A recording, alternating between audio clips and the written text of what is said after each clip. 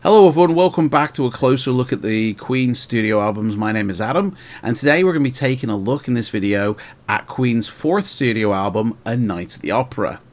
Now before I get into this one, there's a couple of things I need to rectify from the previous video, a couple of mistakes that I made. Most notably, the SACD I was saying was the Peter Mew Master in 2001. It wasn't. It was the Bob Ludwig in 2011. Also, when I held up the Digital Master tape, I said that it was Peter Mew 1998 when it was actually Kevin Metcalf from 1993. So I just wanted to clear those 2 points up from the previous video. But getting back to A Night at the Opera, released November 1975, the fourth studio album. Everything they'd learned about recording in a studio, they put into this album. I think this album is probably their most well known. It's their most popular with a majority of non-Queen fans because it has Bohemian Rhapsody on it, which changed their career forever. And everybody knows that song, I feel. But the album itself was recorded at a time when the band were in a lot of trouble. Okay, it was recorded between August 1975 and November 1975, with only one track being recorded the year before in October 1974 at the old Trident Studios. Now, prior to this album, the band were not happy with their management and the Trident Studios themselves. They were looking to get out of their recording contract or their management contract, because they were watching their managers drive around in Rolls Royces, and they were getting like 60 quid a week. And when John Deacon asked for a $4,000 advance so he could buy his new wife a home for them both, they said no, sorry, and so they were kind of like, yeah, I think we're getting screwed here, guys, So they contacted Jim Beach, who was a lawyer, and he basically just said, go into the studio and record the best album you can get out of, and when you come back, I'll sort all this out, And he waved his magic pen, and he completely got him out of the contract. Now, A Night at the Opera was recorded in 6 different studios and really has a very fragmented recording history. It was only the second time that they were able to record on a 24-track reel-to-reel machine. So they had just gotten sort of used to having more tracks available, whereas on the previous one they didn't have 24 tracks available. They had less tracks than that. So they were really able to hone their skills. Now, again, we're going to be looking at the 4 different formats for this album: a vinyl record, a cassette tape, the high definition like SACD version, and the regular CD version. And I gotta say, the results after listening to these formats is very startling. So, the first one, the vinyl record. This is the original 1975 EMI pressing. So this has Mike Stone at the helm, and is the version that came out when the album was released, and that's what it looks like. In terms of condition, this is in good condition. There's not that much dust on it. There's no scratches on it. It's in pretty good condition. I think the needle did skip once on side A, but not because it was scratched. I don't know why it jumped. Maybe the song was too loud. I don't know. But I gotta say, the evidence of the production for this album, like having 24 tracks available, they were able to pump more sound into their songs. The bass guitar was recorded with 3 different tracks. So as John was, 3 different microphones were capturing his playing the bass guitar. So it has a much more fuller sound to it, and more weight to it, because they recorded it 3 different ways. And it's the same really for all the instrumentation. It was recorded multiple ways with like a room microphone, and then a microphone up against, you know, or a microphone inside, or it plugged directly into the mixing desk. The album sounds a lot more weighty because of this, and sounds a lot more louder because of this.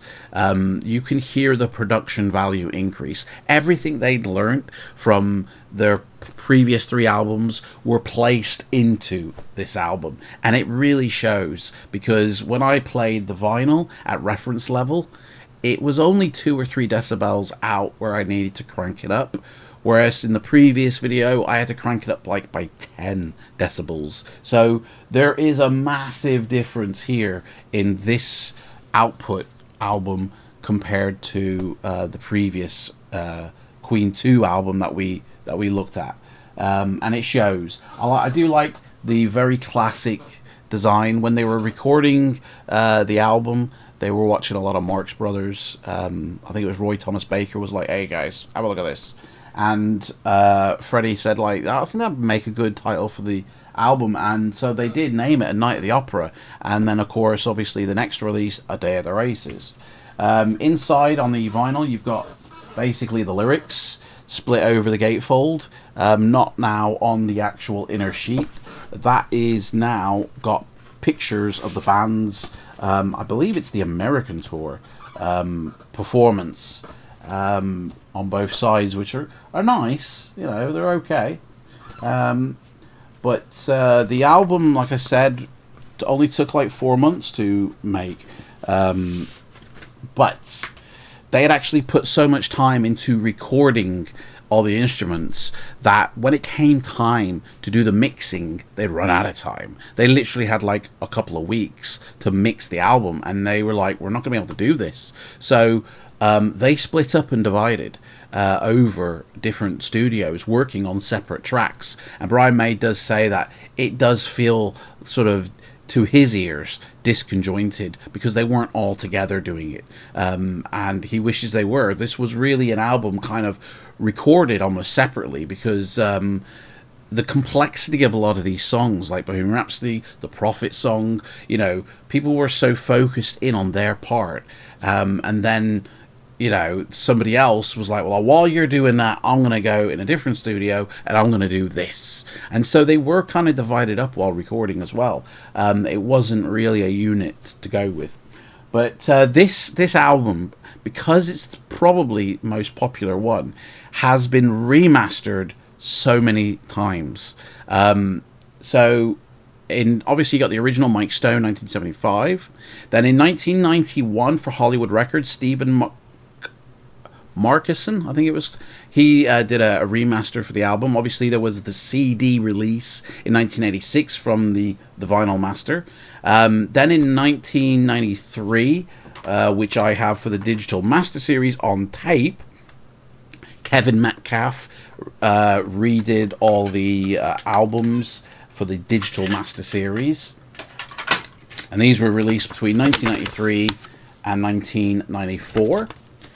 So on tape, I've got the digital master series representing, which does have, and I'll get into it later, a different track listing to the vinyl. Then in 1998, obviously Peter Mew set in and did his remaster, and again for the mini vinyl replica. This came out in 2001 from those 1998 masters from Peter Mew. So we've got that on CD representing. And then it gets really funny. So in August 2000, Steve Hoffman, for an anniversary set, remastered The Night at the Opera. And then in 2002, or I think it started in 2001, Elliot Shiner did a DTS surround version, which was only released in America initially, and he worked on that solely himself, and that was, I believe, in 2001. And then in 2002, Brian May went to those stems and kind of tweaked a few more things, and did there was 2 more releases, and that is what I have on as the SACD. I don't actually have the SACD that was released in Japan in 2008 because I had this, which contains a 96 kilohertz 24-bit stereo version of A Night at the Opera. I haven't listened to the 5.1 and rated that as a part of this. I'll do that in a separate video because it would be really unfair because everything else is stereo then to throw in a 5.1 up against them. So I've listened to the stereo version only, and that's what we're putting in as the kind of high definition SACD version. So Brian May tweaked that one in 2002. Then in 2005, Bob Ludwig remastered A Night at the Opera. This was for a reason. I think it was the Blu-ray when Island Records bought out the catalogue. And so they re-released the Night at the Opera on a DVD and a Blu-ray set, which basically, again, was pretty much what this is, but it was mastered by Bob Ludwig instead. Then in 2008, Kevin Metcalf, there was a release again. I forget what that was for, but that was then a remaster again. If he used his 1993 ones or not, I don't know, but it was released. I think it was a box set at the time. And then obviously in March of 2011, Bob Ludwig for Island Records did all the albums, and that's what is on the 2-disc set. If you have it, it's what's on iTunes, it's what's on Amazon Music, Spotify, yada yada yada. So there's a lot of masters been done and remasters been done. Probably out of all the Queen albums, this one has had the most fingers in pies, because it's probably the most popular album. You know, I wouldn't say it's their best album. You know, for me, my favourite Queen album is Queen 2. I do much prefer it over this one. I can appreciate the production value on this because it has got a better production value than Queen 2. But for me, the concept, the album, everything about Queen 2 is superior to this album. And you may disagree, and that is fine. So, let's go through the versions, because I think you're going to be very surprised. So, the original release, 1975 vinyl. When I turn this on, straight away, I could tell that, yes, the volume on both side A, side B has been increased. Everything is clearer. There is so many times in the recordings that it packs a punch. The dynamic hit from a quiet moment to then suddenly, boom, a loud moment is noticeably in this mix. The vocals on like the first few tracks, especially I'm in Love with My Car, have this air about them that you can hear. Like there is an air almost between the lead vocal and the background vocals. There is this like moving air, and it sounds really nice. The bass on this is really nice, and the cymbals and all the high ends clear as a whistle. I don't know if whistles are clear, but it's very clear, crystal clear. The mastering on this pressing, it does, like I said, far exceed Queen 2. You can tell that the way the songs have been recorded captures every nuance of those instruments and vocals, which are good, nicely separated. The stereo field is used very interestingly, where some of the sounds, like drum or a lot of vocals, come out the left speaker, and then some vocals and other sounds come out the right, and sometimes they shoot between, and you can hear, like on Death on Two Legs, I think, and possibly Sweet Lady, there's a shooting between the stereo left and right, and it's really nice to listen to.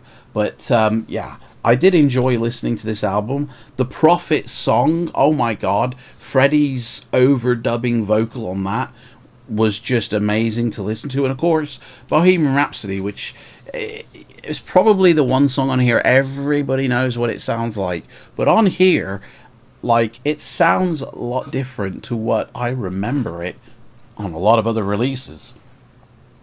The original mastering was done very well, and I really enjoyed it. Now, when I put on the tape, I was really shocked. The 1993 Kevin Metcalf Master, the Digital Master Series. Again, I heard that loudness because the original album was recorded louder and had more production value. You do hear that in here. It was, comparing it to Queen 2, a lot louder and more clarity. Actually, I really heard the high ends very well. I don't know if this tape, how many times it's been played. Maybe it's because I've played Queen 2 to death that it's lost all those high ends, but the highs are all still here. The low is quite bassy. Overall, this was a really pleasant listening experience. Now, the airiness between a few tracks that I mentioned before was kind of dampened a little bit compared to the vinyl. It kind of lost that little airiness. Now, if that's the format or the mastering, I don't know, but it is noticeable on here. There's some songs, like I said, that are completely not in the order. So the track listing order for the original album goes Death on Two Legs, Lazing on a Sunday Afternoon, I'm in Love with My Car, You're My Best Friend, 39, Sweet Lady, and Seaside Rendezvous, and that is side A. Side A on here goes Death on Two Legs, Lazing on a Sunday Afternoon, I'm in Love with My Car, You're My Best Friend, 39, Sweet Lady, and then Good Company. So, ending on side A, you have Seaside Rendezvous. But ending on the tape, you have Good Company. Good Company is on side B. Now, there's only 5 tracks on side B because 2 of them are really long. So it starts off with the Prophet song, as it does on the tape. Then it goes into Love of My Life, same as the tape. Then we go into Good Company on the original release, but on the tape it goes into Seaside Rendezvous. And then, of course, Bohemian Rhapsody and God Save the Queen, and that's side B. So basically, Seaside Rendezvous and Good Company are swapped over for the tape release. That's probably because of the length of the tape. You know, they just probably couldn't fit Seaside Rendezvous on side A, or this was an error in its print, because I know that the Digital Master Series, a lot of albums do have errors. I did not hear any audio errors at all on this. So if that's one of the errors, or it was intentional to fit it on, I don't know. But I had a really nice experience listening to this. It's basically the album that's on the vinyl, but at 75%. You know, and obviously that's the limitation of the format of tape. You know, it doesn't have the sort of dynamic range of a vinyl. I think a tape has a dynamic range of something like 50 decibels. I'm not too sure. I could be wrong on that, but it is a bit limiting compared to a vinyl, but not by much. Like I said, I still enjoyed listening to that one. In terms of the mixing, or in terms of the mastering, the dynamics of the songs, it doesn't really change. Like, there are some really good standout songs here that really pack a punch. I'm in Love with My Car. Like, the vocals on that and the instrumentation, there is a nice dynamic from the quiet to then the and it really packs a punch. So yeah, moving on to the CD. Now this, like I said, is the mini replica LP set, and it's so cute. Honestly, I think they've done a really good job replicating the album, you know, in its entirety, even the inside, with the pictures, you know. No elephant condom this time, but it does replicate what would the center would have been on, or is on, the vinyl. Now, in terms of the audio on this, again, reference level, absolutely fine. I did kind of find on some of the songs, especially like the first 3 songs, they seemed a bit louder than the vinyl and the tape. Obviously, this is a CD that has got a wider dynamic range. So the album itself, I feel, is compared to Queen 2, a louder album anyway, which is probably why it's so popular, because you can really crank it up, you know. But this one, a little bit louder, like a couple of decibels louder, I'd say, but that could be the format and not the actual mastering. Other than that, it pretty much replicated what I heard on the vinyl record. So I would say that this one was done very well. Is it my preferred way of listening to it? I don't know. It's very close, I'd say, to what I heard on the tape as well as on the vinyl. Like, maybe there's only a couple of ways you can actually master this album because of the way it was recorded. There wasn't a lot of difference between, I'd say, the instrumentation and the vocals. They all just sounded like they did on the vinyl, but just louder, more clearer compared to the tape, but not by much. The tape was very clear, surprisingly. So yeah, I don't know. It's weird with this album, you know. Now we move on to the SACD version. So this version, the DTS, this is from 2002. So this has the Brian May fingerprint on it, and I've got to say, it bloody shows it. This is the worst one out of all of them. Okay. The stereo PCM track, the 9624 track on this, like the first 4 tracks, which I will say are not written by Brian. You know, there's 1 Freddie, 2 Freddie, 3 Roger, and 4 Johnny Deacon. They are way too loud.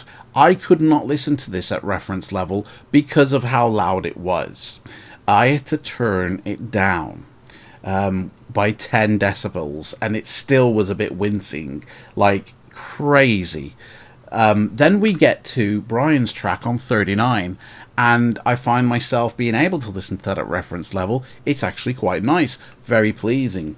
The guitar work on Death on Two Legs and I'm in Love with My Car on this version are louder significantly than the vinyl original, and even the digital master, and even the remaster, the digital remaster.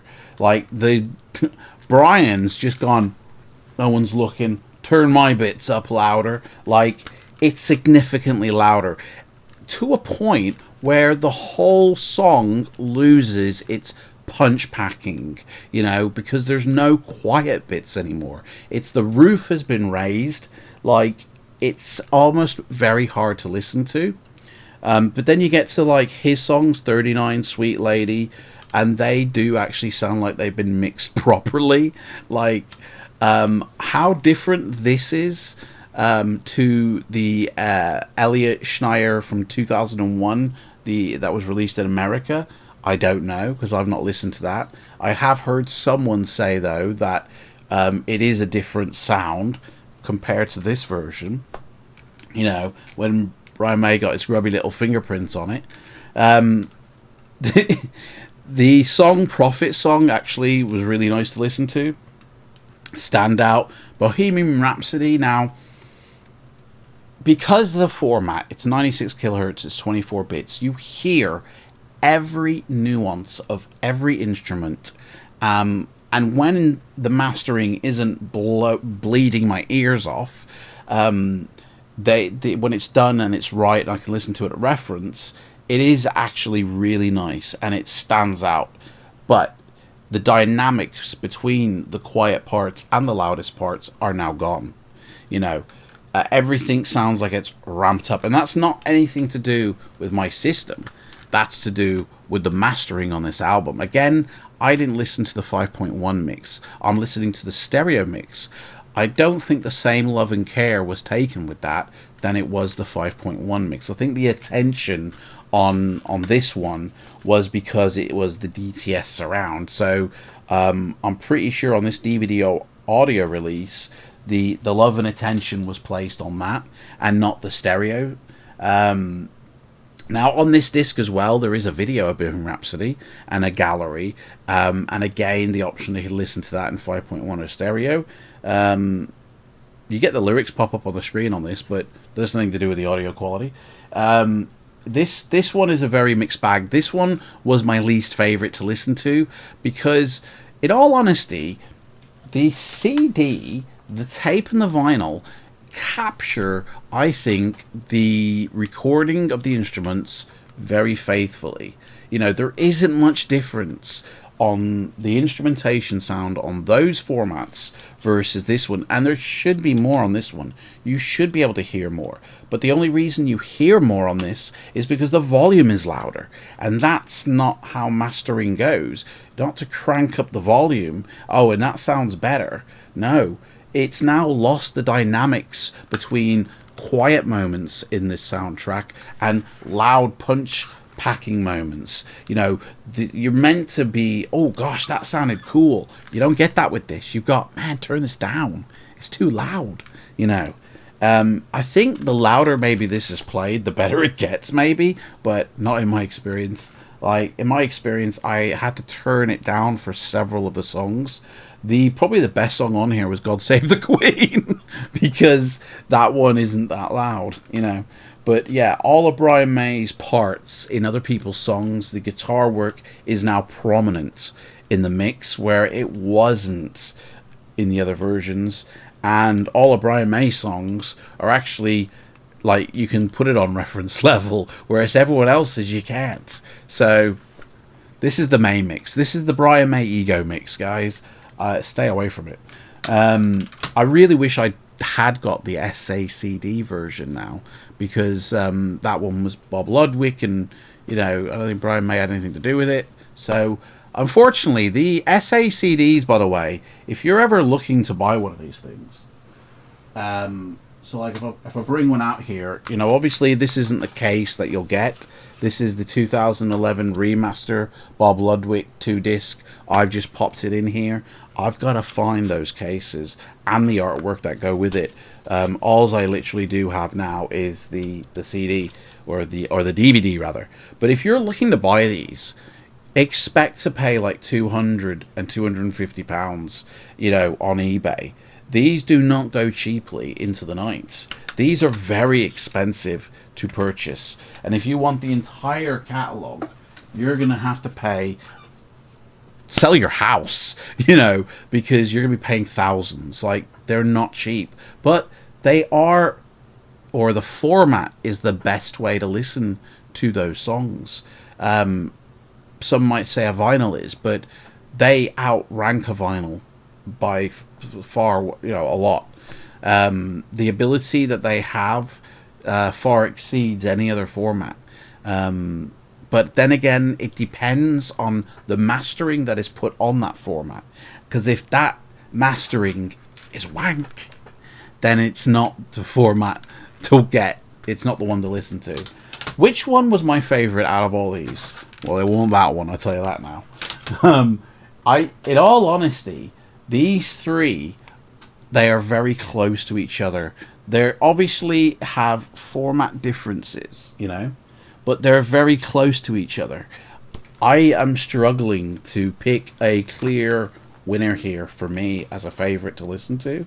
I probably would rule out the vinyl to preserve it, also because it skipped on one song for some reason. So I probably, although there's nothing wrong with the mastering on this, it's absolutely fine. I recommend it, you know. So, but just this copy I've got, I guess, not really a reason to exclude it though. I'd probably say my I don't know. There were a couple of instances on here where it sounded too hot, and I don't know. To be honest, it's too close to call. These two are my preferred way. I mean, the track listing is not in the right order on that one.